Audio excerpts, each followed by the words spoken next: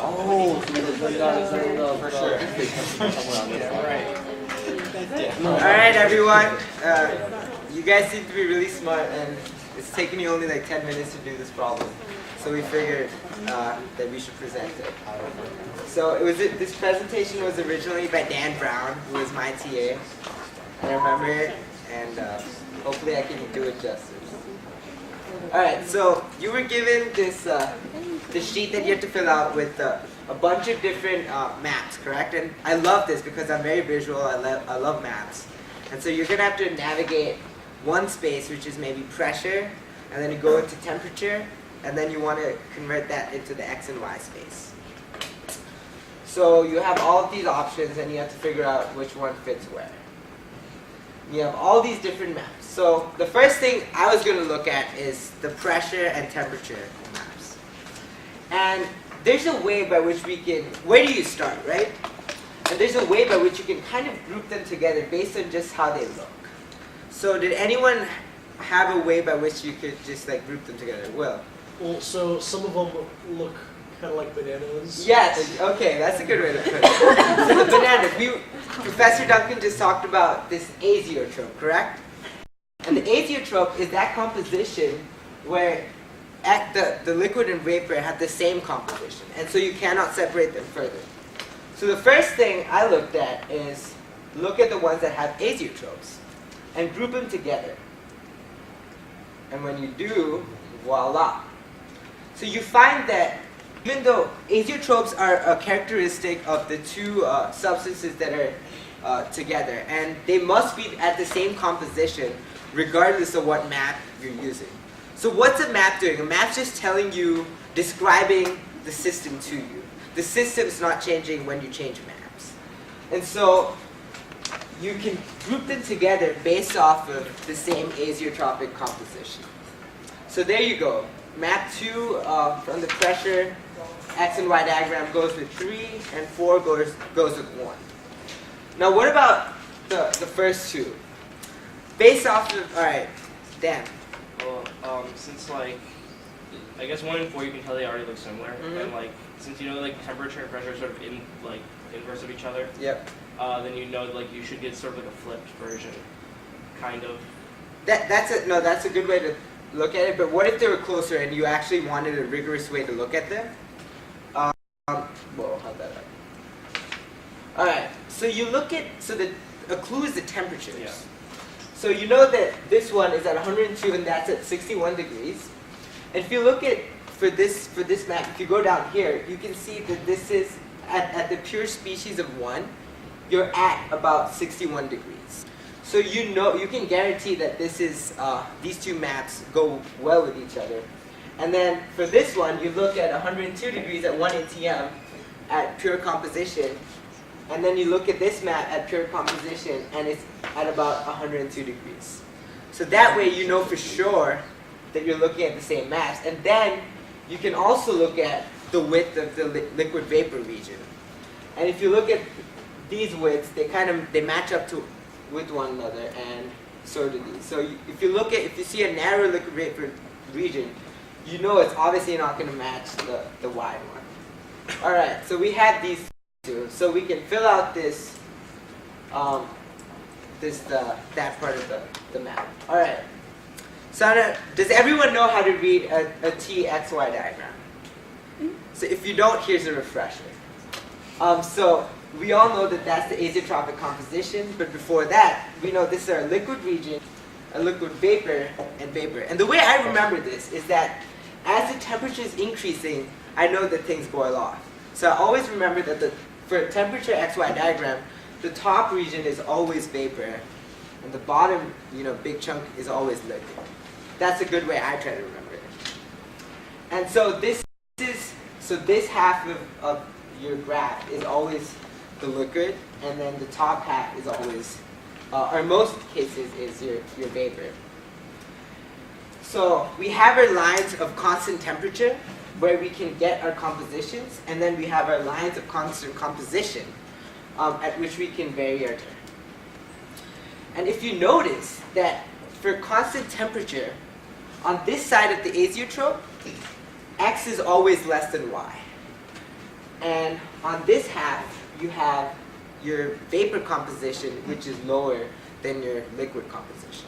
And these change at the azeotropic composition. So this is another thing, another tool for you to use when comparing two different maps. And that's your azeotrope. And so another thing you can use is look at your tie lines. I know Professor Duncan in lecture showed how you could go from this graph to your x and y graph, correct? And the way you do that is that you draw your tie lines and take your x composition and your y composition, and then you come up with your beautiful x versus y graph, which is this. So, now trying to navigate this graph. Professor conveniently gives you your line of constant composition, which is your x equals y line. And then you have your equilibrium curve, which is your y composition for a given x. And if you look at at this point you have your azeotrope where x equals y. And you can kind of use this to compare your other maps, because in this region your x composition is less than your y composition, because for a given x composition your y composition is much greater. And then for this part, you have your y composition, which is much smaller, or smaller than your x composition. And you have your azeotrope at about 0.82. And so you can see that this equilibrium does not match up to the previous graph I showed you, because for the previous graph, the azeotrope was at about 0.3, but here it's about 0.8. So this is just a way for you to get your bearings. And so now we can compare our temperature x and y graphs to our x and y graphs. So again, can anyone tell me which two chunks of graphs go with each other? I know Alex, you wanted to say something the previous time. What do you think? Can't you the same thing? Yep. So which azeotropes go together? 3 goes with 1, and then 1 goes with 4. Correct. And how he got that was by looking at the azeotropic compositions. And so you want to match the same graphs with the same azeotropic compositions. And then you can also look at how the compositions change as you go away from the azeotrope in either direction. And in these regions, the liquid composition is less than the vapor, and this is consistent across the two matched maps. All right. And then when you're trying to match the other two, you're again trying to see the width of your liquid vapor region, like Dan said. And so you see a super wide liquid vapor region, which corresponds to a super wide difference between your x and y compositions in your liquid vapor region. And so there you have it. We've matched all our maps.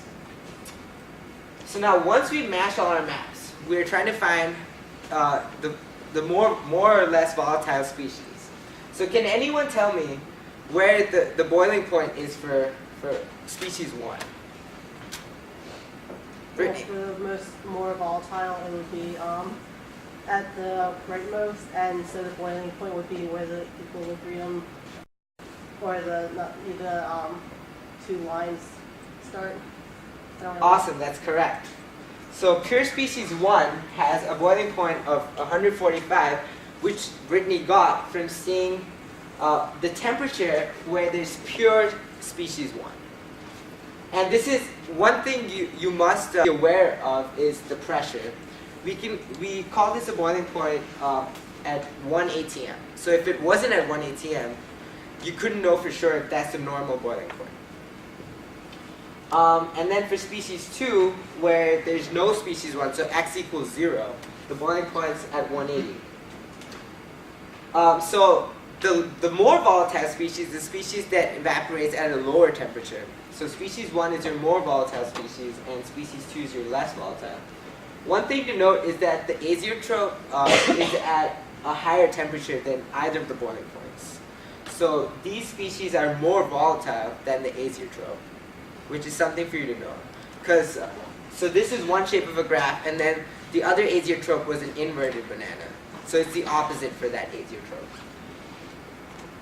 And so using our tools on how to find boiling point, we found 4-methylpyridine and phenol are the two components.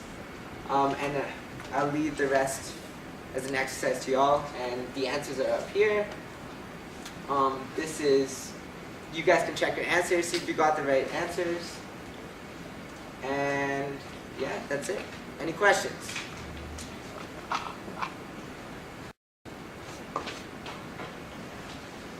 So charting maps is a really important skill for you guys to learn, and I can assure you with a confidence of about 95% that something like this will be on your exam.